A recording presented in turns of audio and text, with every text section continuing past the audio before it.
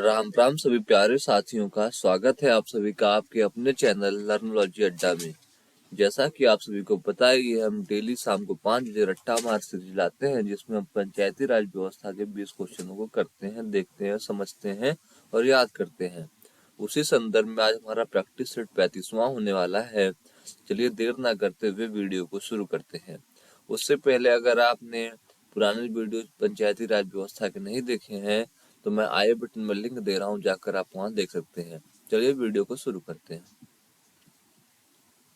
आज का पहला क्वेश्चन है, पंचायतों को कर, शुल्क, पथकर और फीस लगाने एकत्र करने का अधिकार प्रदान करने के लिए विधि किसके द्वारा बनाई जा सकती है। विधि मतलब कानून, और कानून बनाने का अधिकार केवल केंद्र में हमारे संसद को होता है और राज्यों में राज्यों के विधानमंडल को होता है।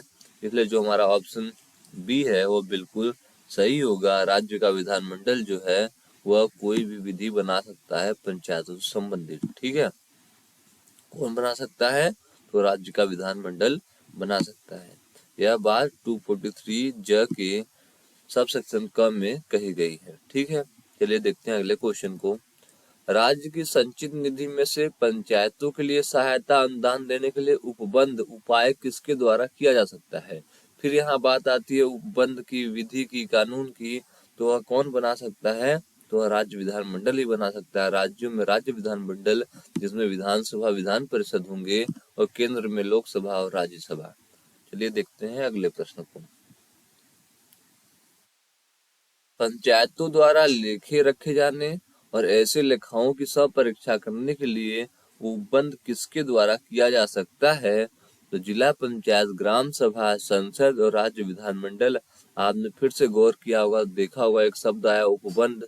उपबंध, विधि, लॉज, क्लॉज जो भी है, ये सब कानून संबंधित बातें हैं। तो इस पे किसका अधिकार है? तो राज्य विधानमंडल इस पे कानून बना सकता है किसी लेखे के जांच के लिए। तो ये बातें आर्टिकल 243 जे में कही गई है, जे से जांच।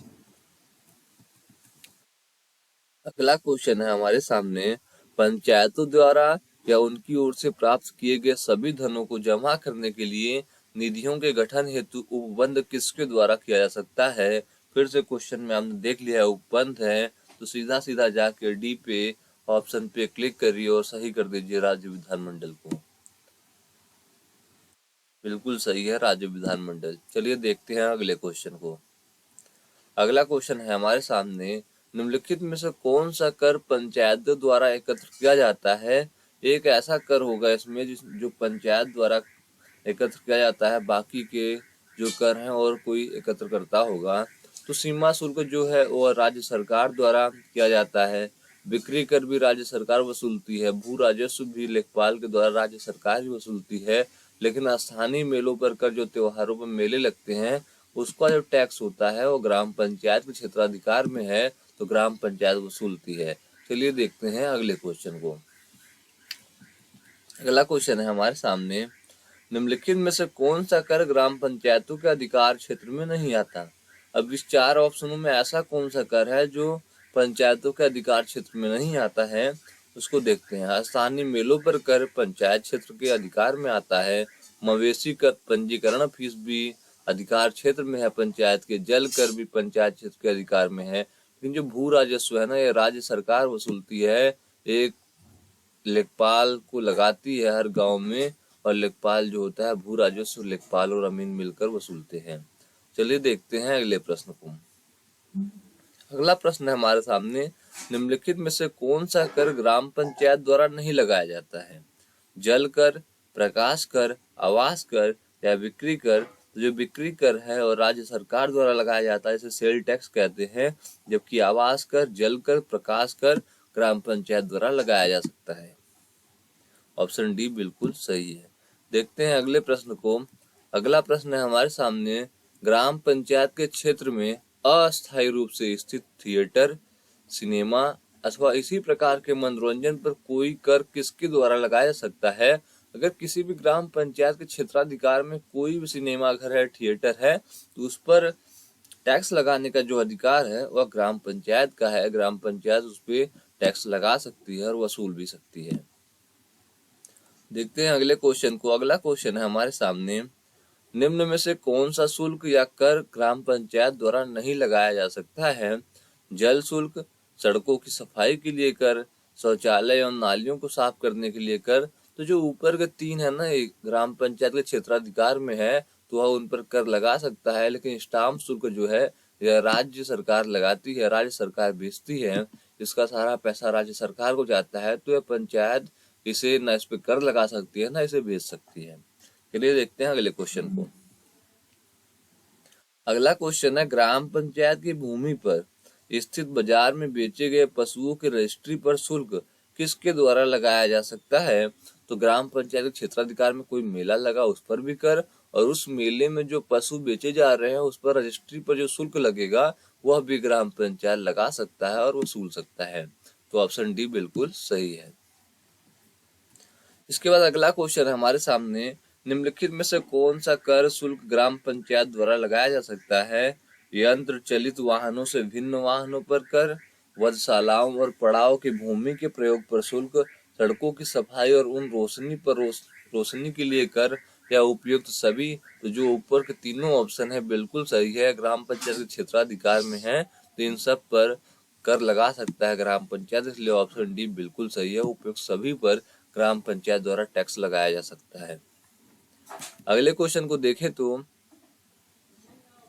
अगला क्वेश्चन हमारे सामने, ग्राम पंचायत के स्वामित्व या नियंत्रण में स्थित बाजारों, हाटों तथा मेलों में बिक्री के लिए सामान प्रदर्शित करने पर किसके द्वारा कर लगाया जा सकता है? वित्त आयोग द्वारा, योजना आयोग द्वारा, ग्राम पंचायत द्वारा, या राज्य सरकार द्वारा। तो आपको कई बार बता चुका हूँ, अगर ग्राम पंचायत के क्षेत्राधिकार में है तो उस पर टैक्स केवल और केवल ग्राम पंचायत लगा सकता है और वसूल सकता है। अगला क्वेश्चन है हमारे सामने, भू राजस्व पर कर किसके द्वारा लगाया जा सकता है? राज्य वित्त आयोग द्वारा, राज्य मंत्री परिषद द्वारा, राष्ट्रपति द्वारा, या ग्राम पंचायत द्वारा। तो जो भू राजस्व पर कर, भू राजस्व तो वसूलता है राज्य सरकार अपने लेखपाल और अमीन के माध्यम से, लेकिन भू राजस्व पर कर कौन वसूल सकता है? तो ग्राम पंचायत वसूल सकता है, वो अपना हिस्सा कर के माध्यम से भू राजस्व का ले सकता है। चलिए देखते हैं अगले प्रश्न को।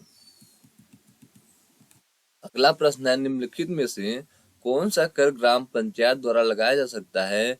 भू राजस्व, स्टाम्प शुल्क, राज्य उत्पाद शुल्क, या सिंचाई कर। तो आपको बताना है, भू राजस्व, स्टाम्प शुल्क और राज्य उत्पाद शुल्क राज्य सरकार द्वारा लगाए जाते हैं, लेकिन ग्राम पंचायत द्वारा निर्मित छोटी सिंचाई जल परियोजना से जलापूर्ति पर ग्राम पंचायत सिंचाई कर लगा सकता है। किस पर लगा सकता है? अगर ग्राम पंचायत द्वारा निर्मित छोटी सिंचाई जल परियोजना है कोई, तो उस पर वह टैक्स लगा सकता है। तो ऑप्शन डी बिल्कुल सही है। देखते हैं अगले प्रश्न को, निम्नलिखित में से कौन सा कर शुल्क ग्राम पंचायत द्वारा लगाया जा सकता है?